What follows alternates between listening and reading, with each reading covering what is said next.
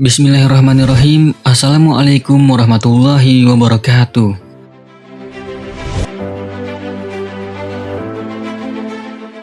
Sebaik-baik nama adalah nama Nabi Muhammad SAW. Ada begitu banyak di negeri kita, bahkan di dunia, seseorang yang memiliki nama Muhammad. Mereka memberikan atau menggunakan nama Muhammad ini dengan berbagai macam alasan. Dan pastinya alasannya tersebut adalah alasan yang baik. Seperti ingin mengharapkan berkahnya, ingin menjadikan anaknya memiliki akhlak yang baik, cerdas, tampan, dan sebagainya. Menurut para ulama, memberikan nama Muhammad atau nama seorang nabi kepada seorang anak adalah sebuah anjuran dari nabi kita Nabi Muhammad SAW. Dari Al-Mughirah bin Syu'bah radhiyallahu anhu, dari Nabi SAW, beliau bersabda, mereka dahulu suka memakai nama para nabi dan orang-orang soleh yang hidup sebelum mereka. Hadis riwayat Muslim. Lalu dalam hadis lainnya, Rasulullah SAW juga bersabda, pakailah nama para nabi. Nama yang paling dicintai Allah adalah Abdullah dan Abdurrahman. Yang paling benar adalah nama Haris dan Hammam, dan yang paling jelek nama Harb dan Murrah. Hadis riwayat Abu Daud dan An-Nasa'i.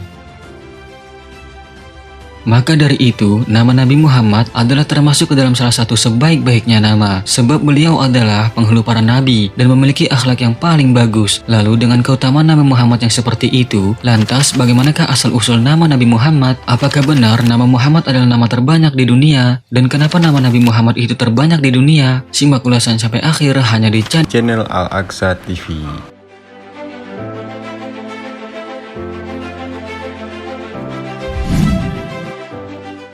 Namun sebelum lanjut, kita mau ingetin kepada kalian nih, jangan lupa subscribe channel ini dan aktifin juga lonceng notifikasinya, serta like dan share video ini sebanyak-banyaknya. Mari kita sama-sama bangun channel ini dan menyebarkan syiar Islam ke banyak orang.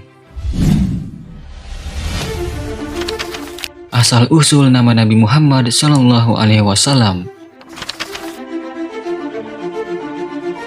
Tentang penamaan Muhammad untuk nama Nabi kita Nabi Muhammad SAW, sebenarnya ada beberapa versi riwayat yang menceritakan mengenai sejarahnya. Dahulu di masa jahiliyah, tidak banyak orang yang menyandang nama Muhammad. Bagi masyarakat jahiliyah kala itu, nama Muhammad ini masih teramat asing di telinga mereka. Bahkan tidak terfikirkan oleh mereka karena memang nama Muhammad ini belum ada saat itu. Oleh karenanya, saat kakek Nabi Muhammad SAW, yaitu Abdul Muthalib, memilih nama Muhammad yang berarti orang yang terpuji untuk cucu tercintanya, maka saat itu orang-orang merasa heran karena keputusan yang dilakukan Abdul Muthalib tersebut berbeda dengan adat orang-orang Quraisy terdahulu, yang mana di antara adat mereka adalah mereka menjadikan nama-nama leluhur mereka sebagai nama untuk anak keturunan mereka. Saat itu ada beberapa orang dari suku Quraisy yang memberikan masukan kepada Abdul Muthalib yang kala itu selaku pembesar suku Quraisy perihal nama untuk cucu tercintanya itu. Mereka berkata, mengapa tidak dinamai dengan nama salah seorang dari kerabatnya saja? Maka Abdul Muthalib menjawab, aku ingin agar Allah memujinya di langit dan ia dipuji makhluk-makhluknya di bumi. Ternyata ucapan ini menjadi kenyataan. Allah Subhanahu wa Ta'ala telah menjadikan Nabi kita Nabi Muhammad SAW adalah orang yang paling terpuji dan paling mulia di segenap penduduk langit dan bumi. Di dalam kitab Bidayah wan Nihayah, Ibnu Katsir rahimahullah mengomentari perkataan Abdul Muthalib ini. Beliau mengatakan, Allah Azza wa Jalla telah mengilhamkan kepada mereka untuk menamai Nabi dengan nama Muhammad atau orang yang terpuji. Hal ini karena dalam diri beliau telah tertanam sifat-sifat yang luhur agar menjadi sepadan antara nama dan tindakan, dan agar sinkron antara nama dan yang diberi nama, baik dalam hal nama maupun tindak tanduknya.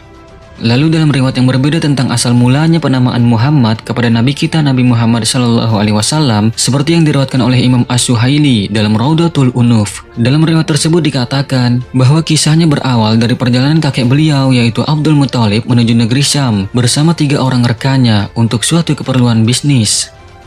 Lalu di perjalanannya, mereka bertemu dengan seorang rohib atau pendeta. Sang rohib itu bertanya, dari mana kalian? Maka mereka menjawab, kami berasal dari Mekah. Ketika rohib itu mengetahui mereka datang dari Mekah, maka sang rohib pun mengabarkan perihal berita yang dia dapatkan dalam kitab suci agamanya. Rohib itu berkata, sesungguhnya dari negeri kalian itu akan muncul seorang nabi. Dengan penuh keheranan, Abdul Muthalib dan 3 orang kawannya menanyakan perihal nama nabi tersebut. Maka rohib itu menjawab, namanya adalah Muhammad.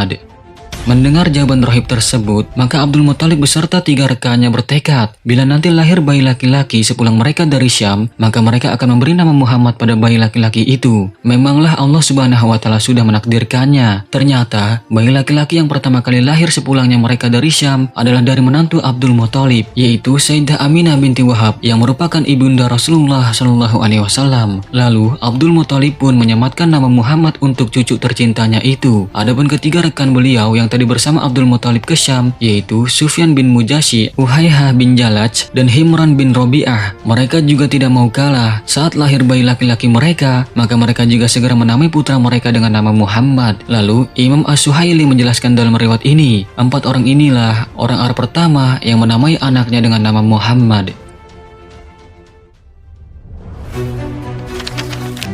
Nama Muhammad, nama terbanyak di dunia.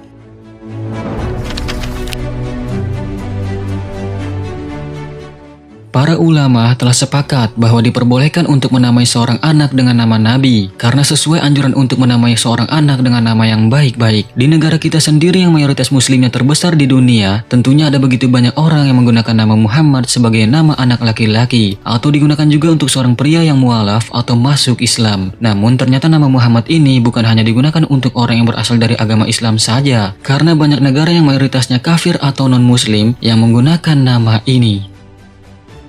Di negara Inggris misalnya, yang agama Islamnya saat ini merupakan agama minoritas, tetapi banyak bayi laki-laki yang dinamakan Muhammad. Ini seperti tren tersendiri di negara Inggris tersebut. Bukan hanya Inggris saja, karena banyak negara lainnya di dunia ini yang menggunakan nama Muhammad untuk anak mereka. Hal ini terbukti dengan munculnya nama Muhammad sebagai nama yang berada di urutan pertama untuk nama yang paling banyak digunakan di dunia. Hal ini dikarenakan pertumbuhan agama Islam semakin tahun semakin cepat. Bahkan agama Islam diprediksi insya Allah akan menjadi agama yang paling banyak dipeluk penduduk dunia pada tahun 2030 mendatang.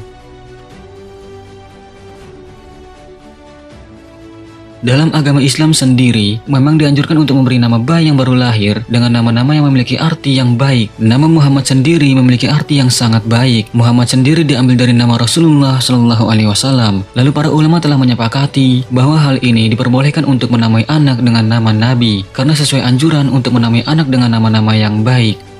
Biasanya nama anak yang baik selain nama Nabi adalah nama yang terdapat dalam Asmaul Husna. Seperti yang kita ketahui bahwa Asmaul Husna adalah 99 nama Allah. Menurut beberapa media yang melakukan penelitian di Inggris, banyak masyarakat Inggris menggunakan nama Muhammad ini dikarenakan banyak masyarakat yang telah beralih agama menjadi agama Islam. Dengan kata lain, mereka banyak yang masuk Islam. Oleh karena itu, nama Muhammad tidak hanya digunakan untuk menamai bayi yang baru lahir saja, tetapi juga untuk yang memutuskan untuk menjadi mualaf atau masuk agama Islam. Pengguna nama Muhammad ini digunakan kurang lebih 13% dalam setahun.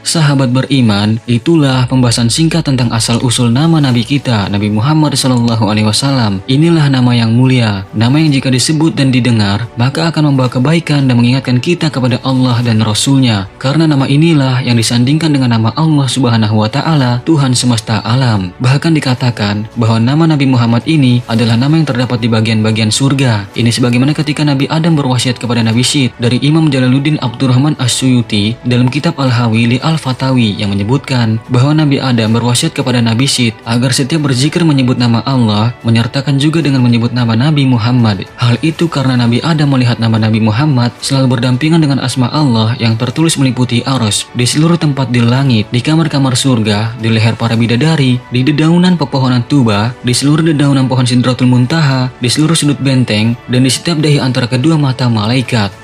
Selain itu, ketika kita mendengar nama Nabi Muhammad, maka kita sebagai umatnya yang beriman dianjurkan untuk tidak pelit bersalawat kepadanya. Ini pun sebagaimana sebuah hadis dikatakan, orang yang sangat pelit adalah orang yang ketika namaku disebut di sampingnya, ia tidak mau membaca salawat kepadaku. Hadis riwayat At-Tirmidzi.